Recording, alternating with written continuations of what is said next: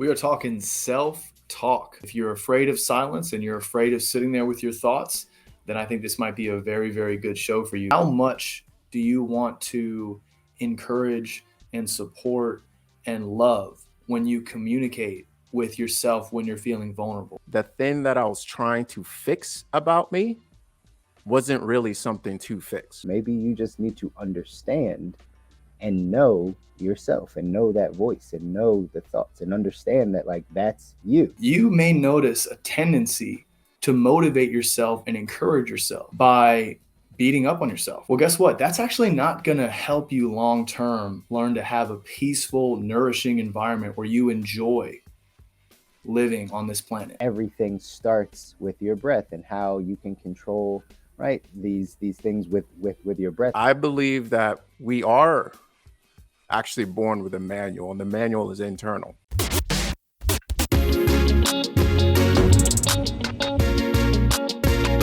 Welcome to the Good Life. Welcome everybody to the Good Life Visual Audio Podcast. I'm Chris. I got the guys here with me. Say what's up, Stu.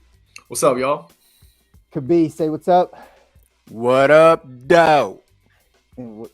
Guys, we are here again, always diving into the ways to design your life with extraordinary health, wealth, and mindset. Again, find us everywhere that you would check out your podcast and also on YouTube. And we're going to dive into today's episode, which is number 54. Stu, I'll pass it over to you because today it's your topic, man. What are we talking today? We are talking self-talk. This is one of my favorite fundamentals for anybody out there trying to change what it's like to experience life. What does it feel like? Is it a pleasant experience? Is it something where you feel like if you are off on your own in a silent room, is it an enjoyable moment? That to me is the ultimate barometer. If you're afraid of silence and you're afraid of sitting there with your thoughts, then I think this might be a very, very good show for you, because the goal is to be one with your thoughts, to be able to flow. Kabi just introduced us to the ever so present topic of being able to flow like water. Are you able to flow with your thoughts? Do you have control over them? And so I think this is for everybody out there that's trying to work on their self-talk, also known as the inner dialogue. So really where I want to start today is just asking a question. This will be rhetorical for now. What is your relationship with your inner dialogue, with your self-talk? It's for everybody out there. That's a general way to just check in. Like, are you aware of it? Are you also aware that your thoughts and emotions are not you? Like there's a lot going on here. And I spent most of my life not even recognizing that I am a completely separate individual than the thoughts and emotions that occur in me. And that is a very strange topic to those of you that have always written off the spiritual side of things as woo-woo. But I promise you, if you want to be an excellent leader, family man, just show up in all the different areas of life to the best of your ability. Understanding your self-talk and how you speak to yourself is massive. So where are we going to go with this throughout this episode? First, I'm going to go ahead and just rattle off what I think are the most important things for you guys to think about here. So to start, how to analyze your self-talk. All right, so the first thing, there's three parts to this. The first thing is, what is the tone?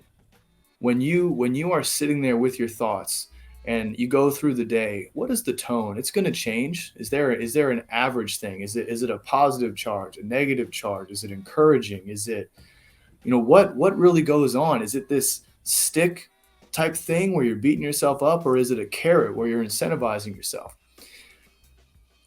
2, what is the word choice?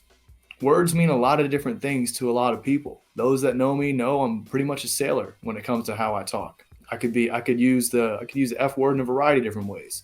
How I use it is really based on my own speech patterns and what works for me. And analyzing the words that you decide to apply to yourself can be super powerful.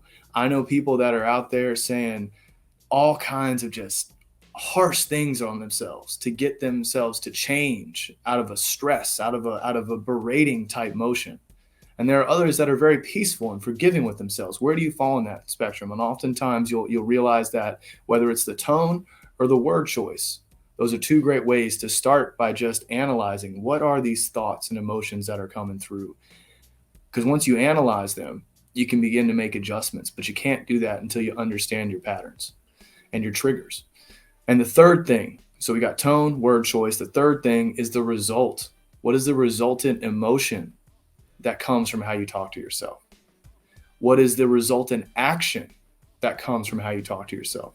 So the result is pivotal. If you spend time thinking to yourself and talking and just spending time listening to your thoughts, do you feel more motivated? Do you feel happier? Do you feel stressed out? Do you feel anxious? Do you cave under pressure? And now all of a sudden you don't do what you wanted to do all day because your thoughts have gotten to you. Tone, word choice, result.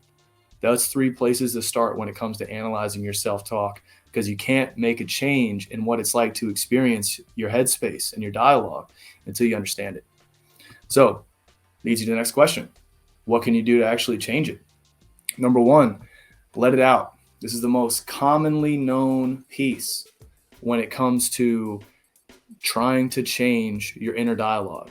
When I say let it out, there's two things. You can either talk about it, therapist, coach, confidant. That could be a close friend, a close family member, somebody you feel safe expressing these things to.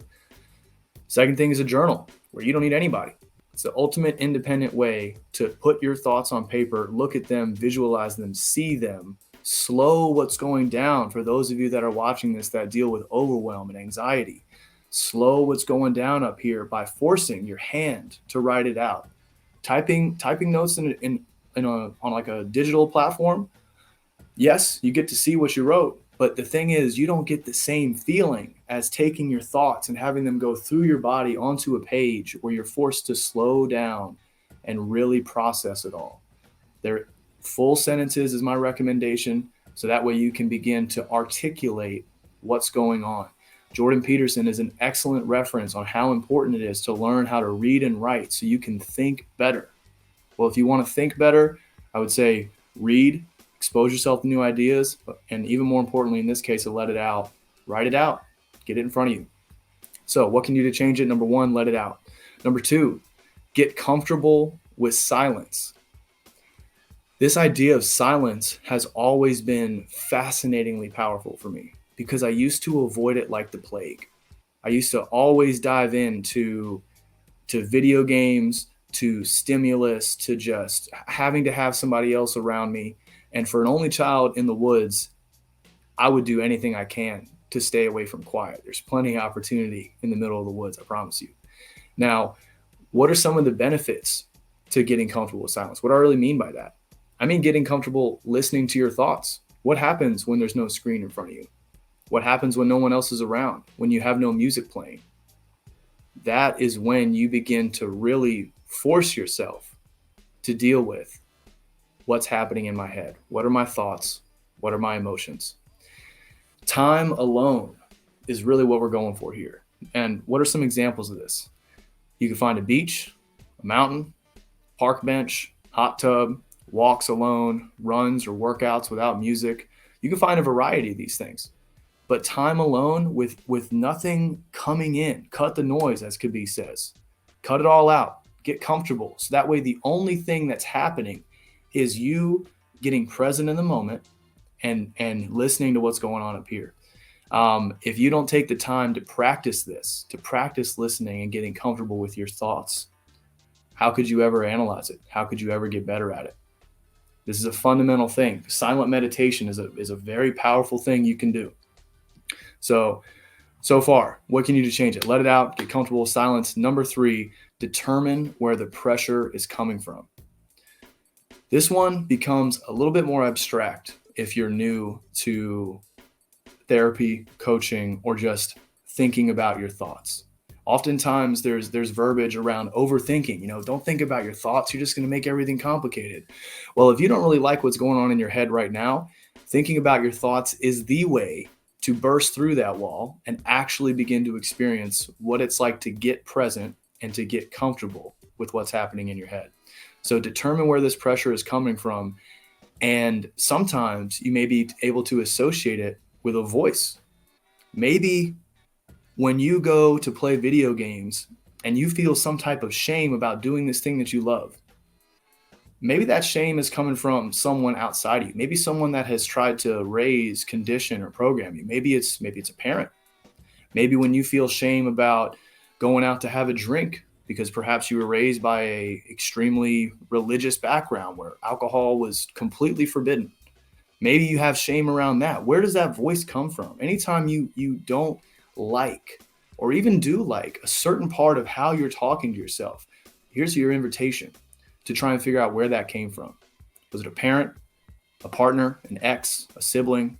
Perhaps it was a teacher, a role model, or perhaps it was just society, something you picked up in marketing. Maybe there's one thing that you hung on to since you were 13 years old that has never left you because you saw it in a commercial and you were like, dang, that's how I got to talk to women if I want them? Okay, I'm doing that from now on, here on out, period. No questions asked.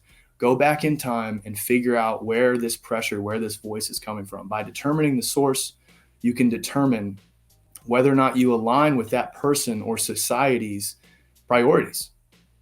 If you're hoping to find a monogamous, healthy relationship, and I'll take the perspective for the men out there for the moment, it works both ways, I promise you, but for the men who are hoping to have a healthy, monogamous relationship with a woman, with a partner for the rest of your life, there might have been things you learned as a kid on how to pick up girls, how to slay, whatever the terminology you want to throw out there. Guess what? That might not actually be the right thing on how to actually develop a healthy, emotional, spiritual, intellectual relationship.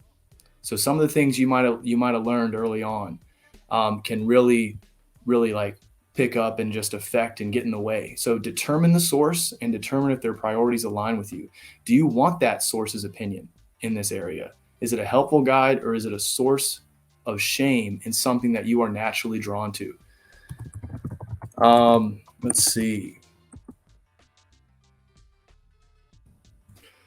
So number 4, we've got right now, let it out, get comfortable with silence, determine where the pressure is coming from.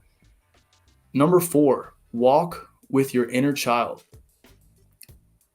What do I mean by this? Now, this is even more abstract than the first one for those that have never done any type of inner child work before. We're talking about using your imagination to change the way you talk to yourself. Right now, you see yourself in a certain way. You know, I see myself right now as a 30-year-old life and business coach, XX and X. I've got all these narratives, all these stories about me. Let's rewind in time. Let's say I was back in construction where you are in a place where you don't necessarily like what you're doing on a day-to-day basis. Maybe you don't like your career. Maybe you don't like the relationship you're in. Maybe you just don't even like yourself. You may notice a tendency to motivate yourself and encourage yourself by beating up on yourself. Well, guess what? That's actually not going to help you long-term learn to have a peaceful, nourishing environment where you enjoy living on this planet. If you're continuously, if you've learned from a parent or a coach a very aggressive way to talk to yourself and that's all you apply, it's always stick, no carrot. There's nothing warm or encouraging about that. It's going to make it really tough for you to enjoy this experience because when you're alone, all you have is your voice, which is where getting comfortable with silence comes into play here. So what do I mean by walking with your inner child? I want you to imagine, and anybody watching this, just close your eyes for a moment. I want you to imagine you at 5 years old. And I want you to imagine it so clearly and powerfully that you can see what you're wearing. You can remember the type of like playful spirit. You just remember how warm and open and just playful it's like. Now, if you at 5 years old were learning how to ride a bike or whatever you're learning at 5, and you fall down, you hurt yourself, are you going to want somebody to come in and just berate you and tell you all the things that are wrong with you and tell you all these narratives and how they've made you a certain type of way and how you're never going to make it? That's not going to help a 5-year-old, and that's not going to help you at whatever age you're at. So anytime you have a negative emotion and you're speaking harshly to yourself and you're feeling some type of shame, visualize yourself as that 5-year-old, as that inner child, whatever visualization and age really resonates with you. And I want you to take that person for a walk. Go out, take them for a walk, and I want you to speak in a calm, encouraging, forgiving way, just like a parent or older sibling would do if they really care about them in like a healthy, communicative way. If you're not familiar on how to do that, I encourage you to do some research. Maybe talk to somebody. Chris right here already has a young one. Like find somebody that has a parent, that has a child, and learn to like just from them on how to speak to yourself, because the way that you speak to yourself at 5 years old can be exactly with compassion. By applying the compassion, the encouragement, the forgiveness, and the motivation of a warm, encouraging, and positive energy exchange, that is what allows people to grow and feel comfortable doing what they want, not doing what they should, or shamed, or whatever else may be. Finally, things not to do. Escapism. Escapism, escapism, escapism. What do I mean by this? If you don't like the way you speak to yourself, if you don't like the way your bank account looks, if you don't like what the doctor tells you when you go in to get a checkup, or you don't like your health in general, you cannot change these things by avoiding them. So escapism would be the number one thing I would encourage you guys to avoid. This could be drinking, a substance, overindulging in screen time. Allow yourself to sit with the silence and your thoughts and understand them, and everything we've talked about before, from getting comfortable with silence to just journaling to determine where the pressure's coming from. I promise you, everything goes into being present to your thoughts. You try and escape them, the problem will not solve, just like your health won't, just like your bank account won't. So that's what I have for you guys today. Quick recap. Self-talk overview. What is your relationship with your inner dialogue? Are you even aware that your thoughts and emotions are not you? You have the power to change them. They do not define you. Start by analyzing your self-talk, tone, word choice, the resultant emotion or action. You can change it by letting it out, getting comfortable with silence, determine where the pressure is coming from, and walking with your inner child. Avoid escapism, get present to it, or else, just like anything else, if you don't water it and focus on it, it will not change. So, gentlemen, that's my value out. I'd love to hear any type of questions you guys have about it. It's a lot of value, man. It's a lot of value. It's a whole lot of value. Appreciate you, brother. I got a few things that came to mind as you were chatting.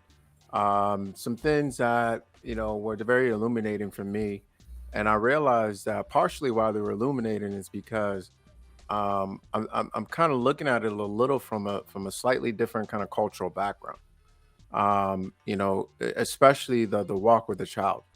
So on one side, I was like, man, I don't think that's something that is really present in my culture. That's not really a thing, honestly, at all. I don't think it really would have been even a thing to even think about now if I hadn't come to America, for example. Right? That is not necessarily the language of love for a child. So I'm curious, kind of two things. One is, do you think that should be the language for a child, for regardless of the culture? And two, like how much of any of this do you think is cultural? I'm sure a lot of what I'm talking about is heavily influenced by my culture. I do think there are a lot of differences. When you say how to talk to a child, like when I list off the words like compassionate, warm, encouraging, are those the type of things that don't seem to resonate with the childhood experiences of your culture? Yes and no. And I appreciate that you went back to the words. Yes and no. Yes, in the sense of like, I think every child would like to feel a connection to their parents, but in that is the way that is expressed, or what is seen as qualifies as compassionate. Um, whatever the other words that you use. Um, it's like, well, oh, that's just dad making sure that I don't mess anything up because he Mm. loves me, right? Whereas in another way, it might be like, oh, that's dad being an a-hole, right? And I think I see that and that switch or whatnot. And I'm wondering, are there particular actions that, regardless of where it's done or what culture it's seen in, that would be compassionate, and are there some actions that would be fall in the other category regardless?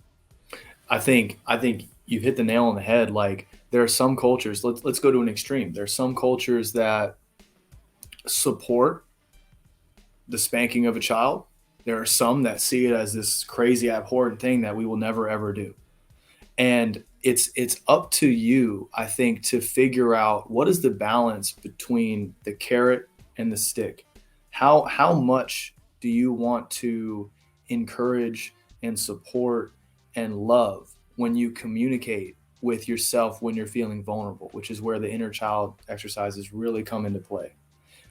Honestly, what do you seem to thrive in?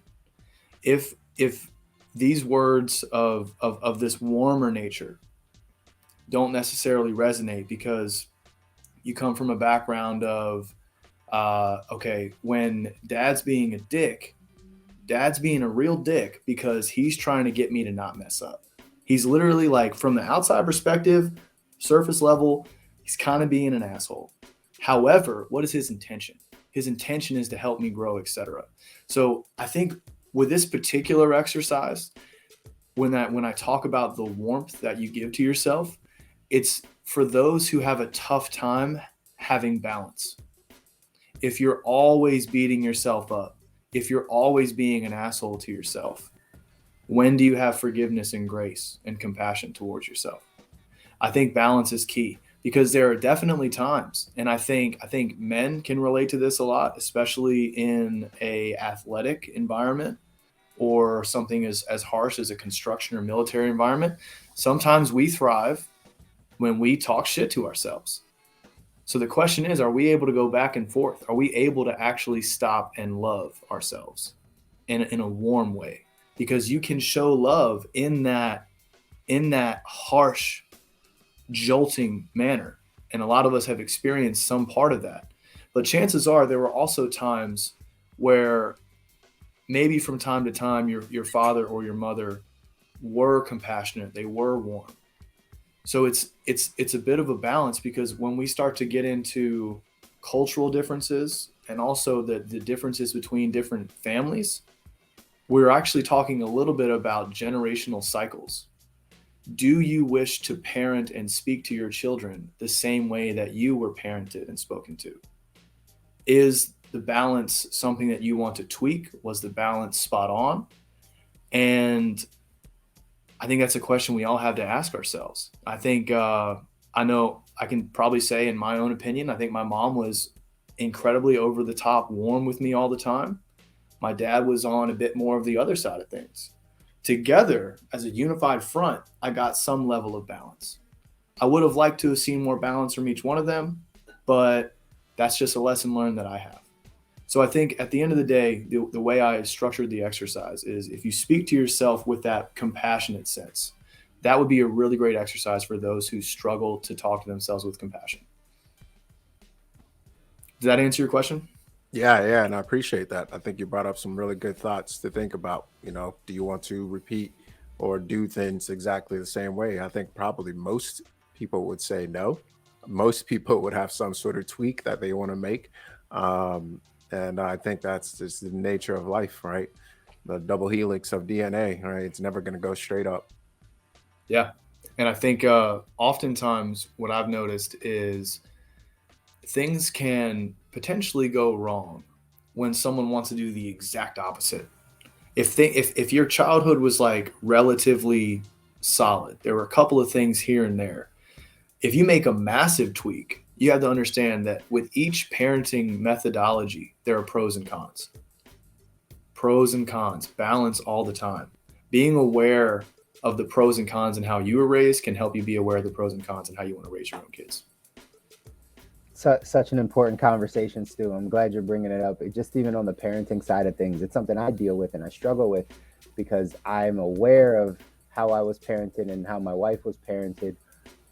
But when you try to switch things up, you actually don't know how your child will turn out because of the changes, right? Like, you know how you turned out because of one side. But if you don't do that or you go the other way, you actually don't know what that outcome is. So it still gives you some of that fear that causes you to go back to kind of how you were raised. And I see this happening in my own life. So that's just a good point to bring up. Question for you though: when do you think people should be aware of their inner voice or like their inner dialogue and how they're talking to themselves? Like, is this something a child should, and we don't have to use those shoulds, but like a child can pick up and it makes sense for them? Is this for sure an adult thing? And what's your take on when we should pay attention to this inner dialogue?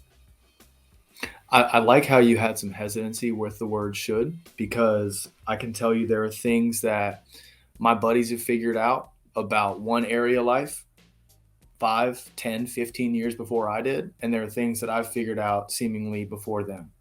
Like, everybody has a different track on this. I would say I probably got a really good grasp on how to speak to myself in a combination of the carrot and the stick. I would say I lean much more so to the carrot because I just spent way too much time with the stick. And I probably found a good balance for me where I enjoy day-to-day life, no matter what's going on around me, about within the last 2 years, and I'm 30. I would like our society to begin talking about these things. I don't know why psychology has to be this thing you go off and study in college. I think why don't we know how the human mind works? Why aren't we educated on this? Probably starting around like middle school. I think once you hit about middle school, maybe I don't know, I would say start as young as possible. In America, which is where I've spent most of my time, I have some influence from Australia. I would say that people begin focusing on this extremely rarely. I know people anywhere from 70s and 80s to probably like teens and 20s. Less than 5% seem to give a lot of time to this, a lot of time to practice, a lot of attention. It is not common in Western culture, can't speak for others, to dive in and ask these things to yourself. We're not taught it in school. We're not taught it at work. I think the only time where we begin to touch on this is why we have these like personality tests at work and we have these different management things where the end goal is productive employees. That is not my goal when it comes to inner dialogue. My goal when it comes to inner dialogue is, am I able to enjoy the experience of life and make progress on the things that are important to me? So, super long-winded answer. I would like people to begin having these conversations when their kids are able to make complete sentences. They don't have to comprehend all of it, just like they don't have to comprehend calculus. But you start talking to them about 1, 2, and 3. Why can't we start talking to them about emotional awareness? Kids are really good at telling you when they're upset. Are they good at telling you what emotion they're having? Are they good at telling you what specifically triggered an emotion? Are they good at guiding themselves out of an emotion? I think these are things that we could begin talking to kids about between 5 to 10. And I think maybe around middle school, you could actually see it in education systems. I love that. And I think it's so true too.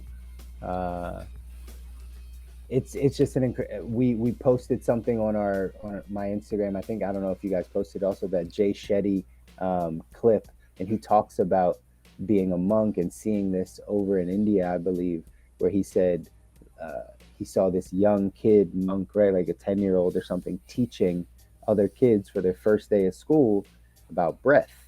And he was surprised by it, and he was like, learning from this little 10-year-old kid teaching other kids about breath and how important it is. And the kid kind of asked him back or something along the lines of like, what did you learn? Like, ABCs, 1, 2, 3s. He's like, yeah, that's what I learned. And he's like, but these kids are learning how everything starts with your breath and how you can control, right, these things with your breath, and that instilling that early, where we might not get this until we're in our teens, 20s, 30s, is, you know, one of the things that obviously, you know, helps these kids really understand the important part and the thing that they, you know, can actually control in their life. So I think the earlier the better. I think you're right on that point. Yeah, well, I'm glad that resonates. Sorry, go ahead, Kabir. So I think, you know, kind of going back and combining, Chris, what you just said with the idea of the cultural piece as well. And that's kind of partly where I was going with it. I'm curious, you know, if these problems, quote unquote problems, don't even exist in other paradigms, right? And, you know, with my study of just a little of just looking at Eastern philosophy, of just looking at Eastern ways of living, it occurred to me that some of these things that we end up, and I'll say use finger quotes for those that are listening on podcast here, solve or fix later in life don't even exist because there's a totally different paradigm. And what I mean by that, for example, is a child realizing young that that inner dialogue is not even real, Yeah. doesn't even exist. Yeah. So why fix that? There's nothing to fix. And Mm. Chris, I think you have something to say to that. I'm curious what you have to say. No, I was just literally gonna basically second that side of things. That, like, that inner dialogue is not even them, right? It's not normally them. It's external things that they heard, and getting a child to understand that outside of this paradigm, you're right. It probably doesn't. It may not even exist. So, yeah, I was just seconding that side. I love the pattern here of the cultural piece, because I think you couldn't be any farther from the truth. You take one of those monks, and maybe all they've been doing is studying the breath and how to live. I'm sure this is going to be like an ignorant summary, but you know, how to live like a very peaceful, like just meaningful, present life. You try and plop them over here and tell them to produce. You're not going to know. Just like you try and take somebody over here and put them over there, it's going to be a massive culture shock. So really the question becomes, what kind of life are you going for? Are we attempting to educate our kids here in the West just to become producers who don't understand their thoughts, can't think for themselves? Over there, are they attempting to do basically the complete opposite? And what type of society do we want to live in? What type of society do we want humanity to go towards? So I think the cultural piece is huge. Everything I said about warmth applies to those perhaps that had a similar background to me. But if you feel like there's harshness and you want more balance, that's a great way to bring that in. If perhaps you were raised in a totally opposite culture where it's about enjoying the present moment and not about producing, perhaps you actually have to, bring in this other idea of like, what is it like to like be my own stick? What is it like to speak harshly to myself, to get me hyped, to be like, dude, you got this, like no more fucking around, like this is what you got to do today. Maybe you need more of that. So either way, play with the spectrum, play with balance, depending on what your nature is and where you'd like to go. Recognize that it's not black and white. It's not all on harsh or all on soft. It's find yourself on the balance and recognize different times of the day, different situations require different part of that spectrum.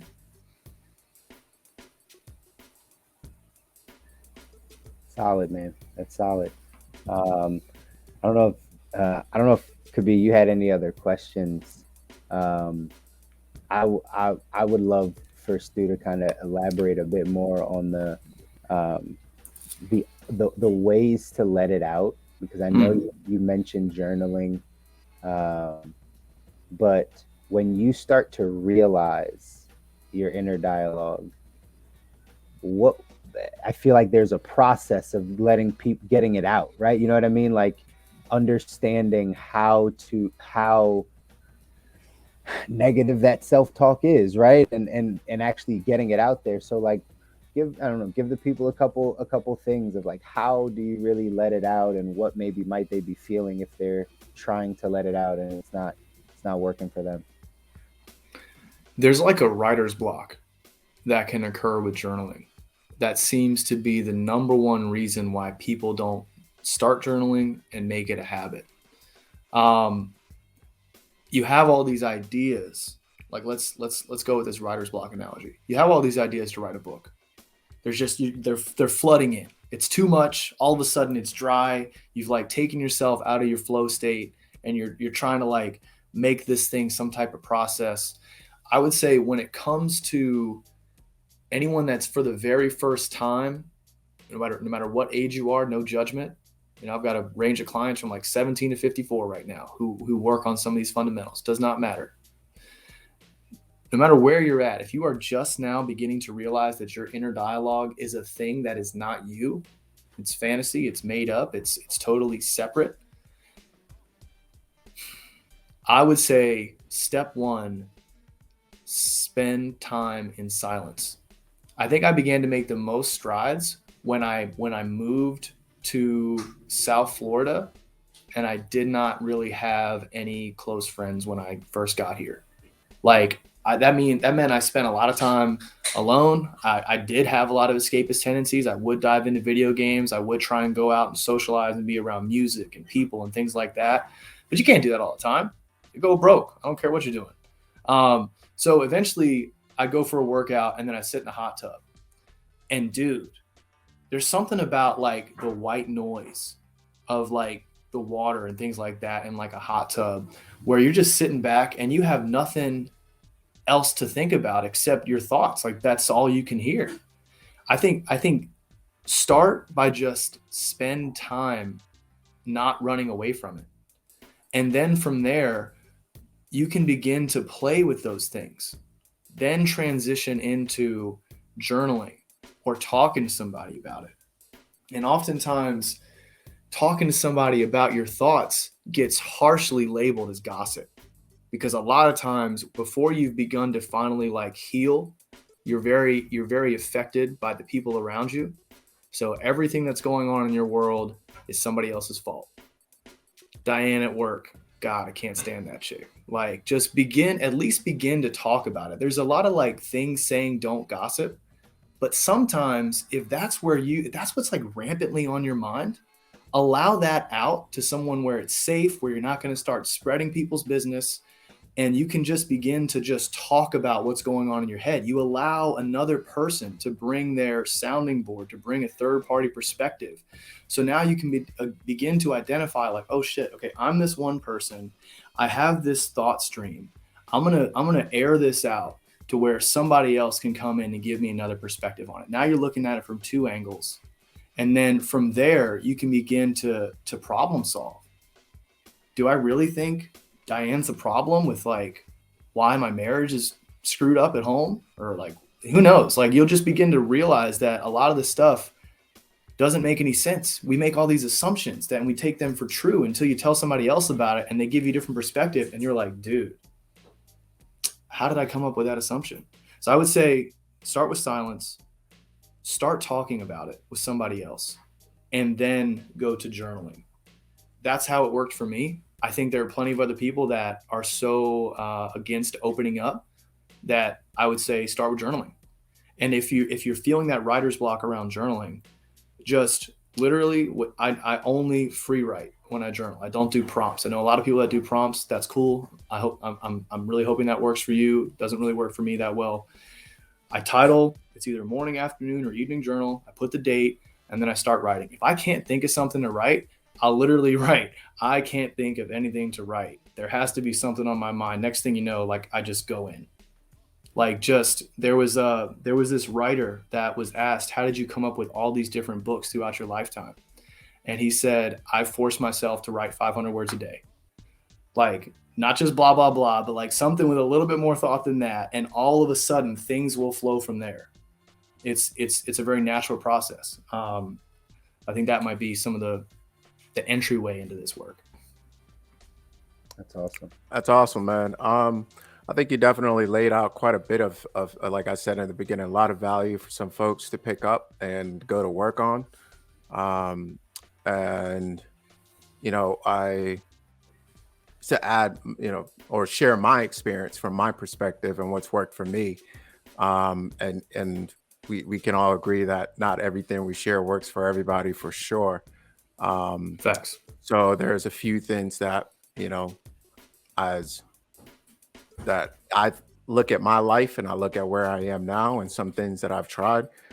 Avid journaler, uh, really resonate with the noise piece, as you may or may not know.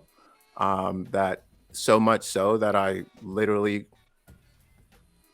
am building an entire brand around it. Right. So I do believe in that strongly, and that it's cut the noise around us, because a whole lot of everybody has an antidote. Everybody has the answer. Everybody has a way of telling you what is right for you, and or telling me what is right for me and what I should be doing, what I could do. Right, blah, blah, blah, blah, blah, blah, blah, blah, blah, blah, blah, blah. And at some point in my life, I found that it wasn't helpful to continue to listen to that stuff. It was, I believe that we are actually born with a manual, and the manual is internal. And you could either find it, search it external. That's a very real way to go about it. But you could also go internal and find the same answers that you're looking for, that I'm looking for. And for me, I realized that for me was a better path. So I was never one to, I was actually running towards the silence. I was never running away from the silence. I was always running towards it. I was always going internal, because there was points in my life where that is the only place I could go, was internal. All right. As soon as I left my childhood home and came, like, everything around me was foreign.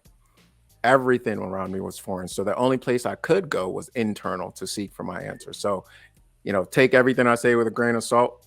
Maybe something that I'm saying will resonate. Maybe something that Stu just said will resonate. I think that, like I said, there's a lot of different people out there. So my thing is, journaling, meditation, like I said, cut the noise and focus, follow one path until successful. But all of those things I tried at some point in time, and I still do many of them. Like, it's many, many, many of them.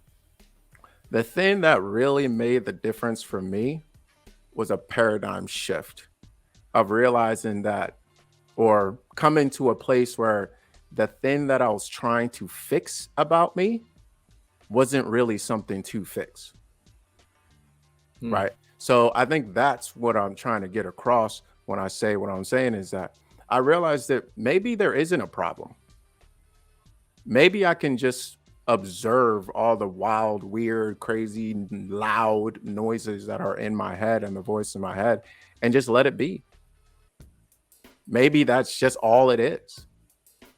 Right. And for me, that was a major breakthrough, in that I could have whatever it is, get on the phone with my dad, and whatever it is comes up, oh man, this, that, oh God, blah, blah, blah. And that's just what it is. And just sit with it, or sit apart from it and watch it. All right. So for me, I think, maybe there's somebody out there who they've tried the journaling, they've tried the self-talk, they've tried a lot of that stuff, and it hasn't stuck. Um, Maybe this perspective would help you, that there's nothing to fix, that you can just sit with whatever it is that you need to sit with, and it just simply is what it is. It's neither good or bad. So yeah, I'm curious what you guys think of that. I think that's been my experience and kind of what I've been through, but obviously not everybody's. That was beautifully put, man. Really, like the theme of self acceptance, and maybe I'm not broken, maybe I don't have to adhere to whatever is going on around me. You use that word fix. That's, interestingly enough, been a theme throughout my entire day today, whether it was a live, a session, a connection call, whatever.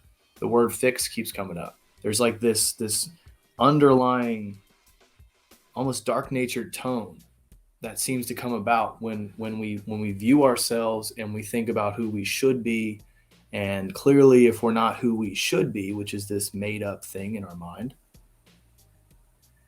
we must be broken. We must need fixing. There must be a solution to make us be this other thing. And I'm really glad you shared that perspective. I think that's spot on. Like at the end of the day, every single person is different. There's going to be things out there on the internet or in this podcast that resonate with you and things that do not. They are options for you to consider, for you to broaden your horizon. So, bro, I got nothing. You just nailed that. It was very well put.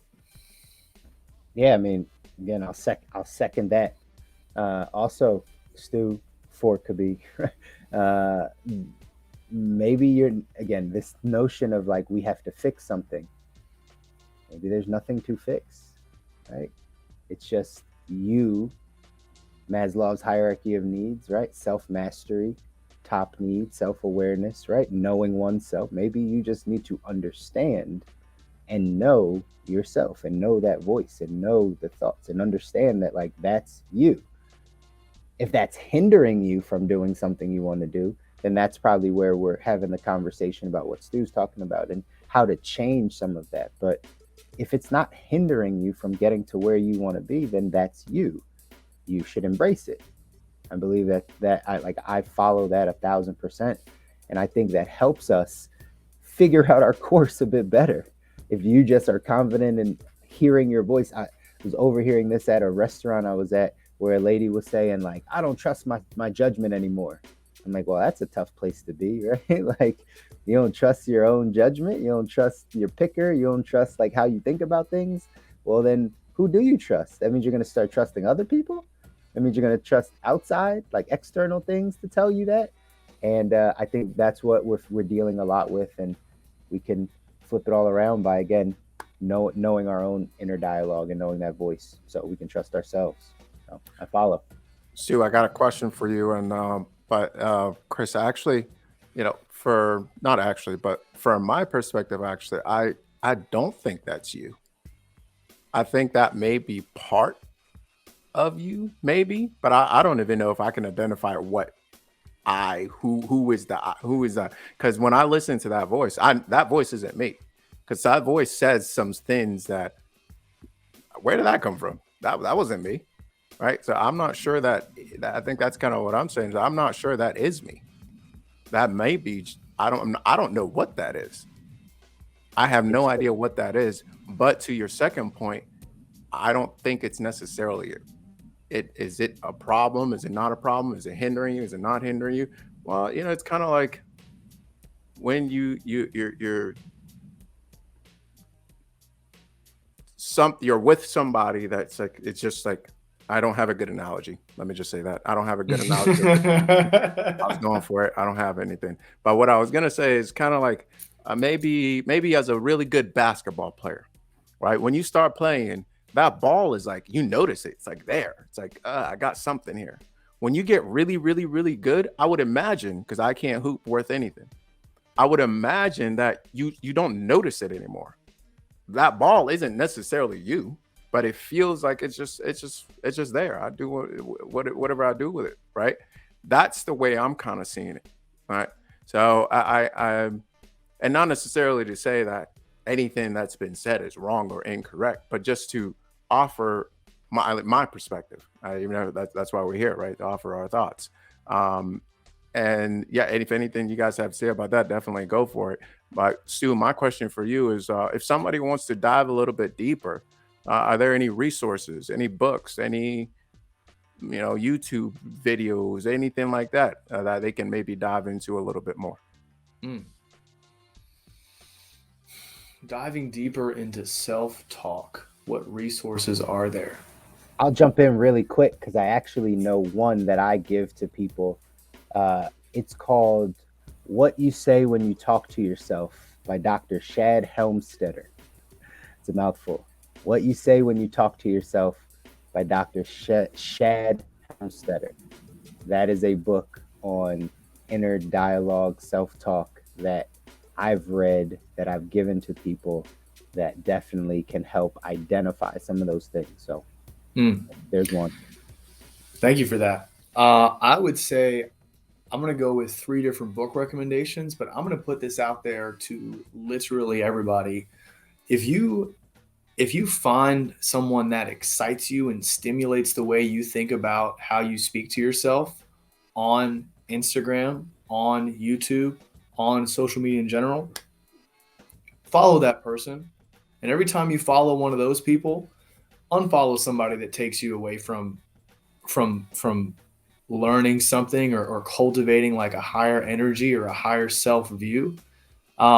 These things are huge, like just little differences. Like, so when you wake up and you accidentally scroll through your phone, or when you go to bed and you accidentally scroll through your phone, you get some type of image, quote, audio, whatever, that just has you think about your dialogue. This is how I made massive strides, because I recognize that, yeah, I'm on social media a good amount. Who can I surround myself with that makes me think about this stuff more? I would say that's a general suggestion. 3 book recommendations. 1 for general mindset type stuff. That's going to be The 4 Agreements by Don Miguel Ruiz. This is a quick read for those who are not big fans of, self-development books. The 4 Agreements is massive. It talks about how to be impeccable with your word, saying what you say to yourself, saying things out loud that you truly mean. It's one of the reasons why I actually became way more observant of the language people would use to me and the language I would put to other people, because these things have power. The words you use and the tone has so much power. Be impeccable with your word. Don't make assumptions. Don't take things personally. And the 4th one slips my mind right now. Long story short, The 4 Agreements is an excellent way to begin to look at how you think. That's in general. Number 2, when it comes to relationships, I'm going to go ahead and direct this to all the guys that self-proclaim themselves to be nice guys, all the girls that self-proclaim themselves to be nice girls, any people pleasers out there. No More Mr. Nice Guy by Dr. Robert Glover. If you want to focus on your inner dialogue when it comes to lovers, when it comes to dating and romance, this is massive. Honestly, just relationships in general, because there are going to be things that you do for people that neither one of you have verbalized, and you have an expectation that they return the energy because I don't know. What's a good example? You take out the trash every Saturday for your neighbor across the street because maybe you don't like looking at it and you're trying to do them a favor. They never asked you to do this. Maybe it's for your partner. Maybe it's for your roommate. You always take out the trash. When are they going to do something for you? Well, guess what? This was never verbalized. You never actually had some type of agreement on this. So when it comes to relationships, No More Mr. Nice Guy by Dr. Robert Glover. And then I would say when it comes to your inner dialogue in a social capacity, my absolute favorite of all time, because it's a fun read as well as a self-development read, The Subtle Art of Not Giving a Fuck by Mark Manson. I cannot recommend this book enough. I was going to guess you were going to say that, bro. I was about to say it before you said it, but I was like, I know it before you said it. I knew it. This book changes lives. Totally. It's a great book. It will get you excited about self-development books. And shout out to Alexis also recommending Outwitting the Devil, another quality read. If you haven't read that Napoleon Hill Outwitting the Devil, I've listened to it on audio. It's probably like a 6-hour audio, but it's great for long road trips. Man, the stuff that book was written in the early 1900s, and all of the principles in that book are still relevant to today. So thank you for that, Alexis. We appreciate it. And shout out. Yeah, for everybody that is watching on YouTube, we just put the banner up to sign up for our email list. If you go to this page, we actually have all of our book recommendations on there. Stu has his book recommendations. I have mine. Kabi has his, all on this page. It also gives you the ability to sign up for our email list. So we'll type it and pin it here in the Instagram chat just for the rest of this. But for those of you watching, you can go to that link, sign up for the email list, and at the same time see all of the book recommendations that we have that will definitely help you on this process and in this journey of self-improvement, self-development. All right. Preach. Amen. So, any other questions before we head into our closing thoughts? None from me, sir. And I'm good also. All right. So, gentlemen, takeaways from today. Let's fire them off. I'll go ahead and roll out first. So for me, one thing I learned today was to take some time to analyze how it is that you are treating yourself in that inner dialogue, and to cut the noise. Gosh darn it. I think that's incredibly important. Thank you for bringing that up. And then one give I had today is to dive in with me. Health 202 workshop. I'll see you guys there, February 27th. We're taking it to the next level. I promise you, it is transformative. Nothing you have ever touched with anybody, any coach you've ever worked with before in that realm. Guaranteed. I love it. I love it. Takeaways from today, Stu, the outline of changing that inner dialogue, something that I have been paying attention to a bunch.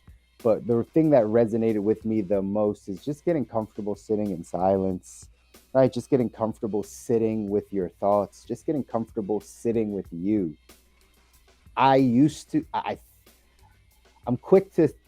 not quick to say I used to struggle with this. I know that I haven't always been the greatest at just sitting with myself, but I never ran away from it. However, I know a lot of people that run away from it. They run away from the silence. They run away from the stillness, the just sitting down and getting comfortable with themselves and their thoughts. And that's something that, again, I just know is going to, right? It's really going to help people in this process of achieving or getting to the life that they want. It says in the scripture, right, that like we can take our thoughts captive. It says that we can take our thoughts captive. And when you think of it from that perspective of knowing that if you have the ability to take a thought captive, that means that thought is separate from you, right? And being able to sit with yourself and be comfortable in the sound, you will start to find ways to capture those thoughts and capture them and say, that's one that I don't like, and I'm going to throw that thought out. This is a thought that I do want, and I'll stick with it. And being able to discern those things, I think all comes down to being able to sit with yourself and spend that time. So thank you for making that point. That's my major takeaway from today. Appreciate it. Glad it resonated. And I think my major takeaway from today would be the reflection that whether it's different culture or a different way in which you evolved, could be example of going internal and then potentially like looking a bit more around external. I think it's just so important to remember that like there are so many different possibilities of who you are and how you came to be. Looking at everything that is proposed here today and looking at everything that anyone ever tells you what you should do to change your life, look at it as a suggestion that is to be filtered out by you based on your experiences and what you tried before. It's just another option. You can't do all 7 billion things that all 7 billion people think you should do. Be your own coach. Think for yourself. Recognize that there may be some parts of today that landed. How can you modify them to really, really suit you and what you're going through? My big give is the announcement of the Face Your Fears project. I'm going to be launching this starting on February 28th. It's going to be a free event for those who have already become close with me. It is a trial run of sitting down, having a dry week, and dedicating your some portion of your free time on a regular basis to facing your fear. This could be a social anxiety. This could be a side hustle. This could be you already have some type of initiative, but you're afraid to go live. You're afraid to speak on camera. You're afraid to do some type of event. Maybe you're afraid to restore some type of relationship. We're going to have a group container where there's going to be accountability, and it's going to show you what it's like to actually take initiative and structure your free time to manifest what you want to manifest in this life without a boss telling you what to do and without a clock in, clock out time. This what this is for. Very much looking forward to this. If you are interested, hit me up. It's going to start on the 28th of February. Love it. Love it. Thank you, Stu, for bringing us some knowledge today, dropping some hot ones on us. I have my bucket ready, caught a few ones, but my hands got burnt a little bit as well. So, you know what I mean? We do what we do. Guys, that's it for us today. If you guys heard anything, something that you like, please subscribe, smash that like button. Tune in next Monday for the finished product, or Wednesday live on Instagram, and share with somebody who would love or hate this episode, because all press is good press, baby. Until next time, keep living the good life. We'll see you next time. We're out of here. Take care, y'all. Later.